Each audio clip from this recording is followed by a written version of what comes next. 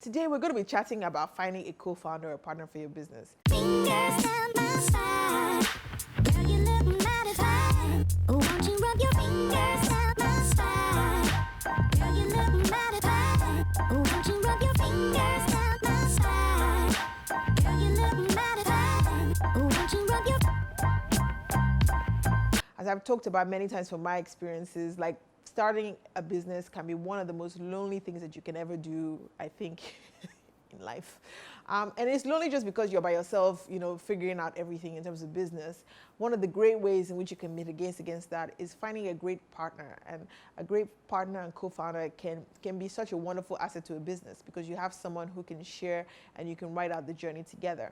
But also, we all hear the horror stories like when spouses fight, when co-founder relationships go sour. Like famously, even at Apple, like Steve Jobs was fired from his own company. So how do you find the right co-founder, and how do you, make sure that you don't make some of those common mistakes so you don't find yourself out of your company in no time? I mean, in my experience, I have to say that I started my business by myself, so I'm always jealous of people that have co-founders.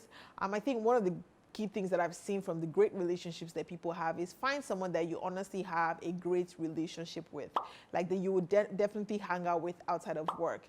And that's just an obvious one. Like if you guys genuinely get on outside of business, chances are you have a higher chance of getting in touch when you're running a business together. If you find someone that you already know that you guys don't like each other, then there's probably no point in you starting a business together, because the business was going to try your relationship to the most. Think about it like a marriage or a boyfriend and girlfriend relationship. The second thing is find a partner with complementary skills.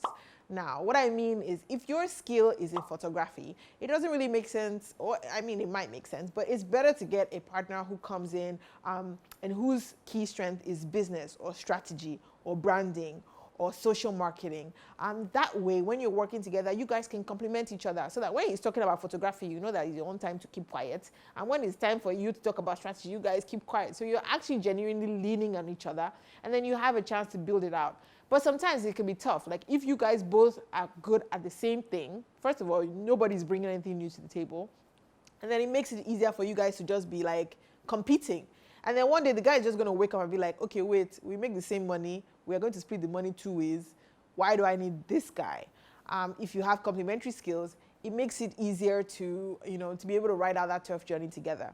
I think another tip that I would say is you need to have empathy. Like you guys are going to be working long hours. You're going to be making tough decisions together, including hiring, firing people, raising money, selling some of the things that you have to make the business work. So you need to be genuinely care for the other person. And there's no way to fake that relationship. Like if you don't care for your partner's well-being and welfare, it's going to fall flat very quickly. And we've seen that happen many a times. I don't need to give you stories, but you know. I think the third thing as well is get your paper right. I talked about this one already, but if you're starting a business with somebody, you need to write very clearly, this is what you own, this is what I own, this is what happens when we come together, this is what happens when we split. And sometimes people are really shy to have those conversations, like especially in Nigeria, we want to pray about it, which is great. I'm a big believer in prayer, but also you need to write things down after you pray and make sure that both of you sign off on it and it's good, so that it just protects you and protects your assets. I can't stress this enough. And I think the other thing that you have to do when you're looking for a co-founder is try to find someone that you already have a great relationship with. And if you don't, so you have to go and find someone within your networks, then ask people for recommendations. But beyond when you think you found someone, spend time getting to know the person.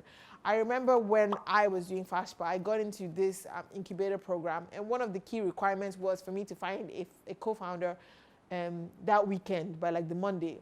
And I had to refuse that space, and that was like $150,000. But I knew that I couldn't find a co-founder in a weekend, and even if I did, it's going to be a recipe for disaster. So I think you really have to think hard and smart about finding the right person. But there are so many great relationships about finding the right co-founder and what that can do for your business. It can really propel you to greater heights. It can mean that you have a partner that you can rely on. It can mean that you guys can work smarter and harder. And it means that especially when you're running the business, one person can be in charge of another thing and another person can be in charge of another thing. And I think finally with co-founder relationships, make sure that you guys have clear targets and clear metrics and clear responsibilities. So you are in charge of bringing in the money. I am in charge of X, or you're in charge of technology, I'm going to be in charge of fundraising. And that way you guys also make sure that you have areas that you can both grow and you can both develop as you grow the business together. So those would be my top tips for like finding a co-founder in your business. I'd love to hear from you. Do you have any sort of great experiences of working together with a partner? Or do you have a horror story, which might be even more interesting? Please share it with me on the comments below, or you can subscribe to this YouTube channel so we can all share them together. I'll slide in my DMs at Honey Ogundeyi on Instagram and on Twitter. I would love to hear from you. And as always, don't forget to tune in to another episode soon. Thank you so much and have a beautiful week.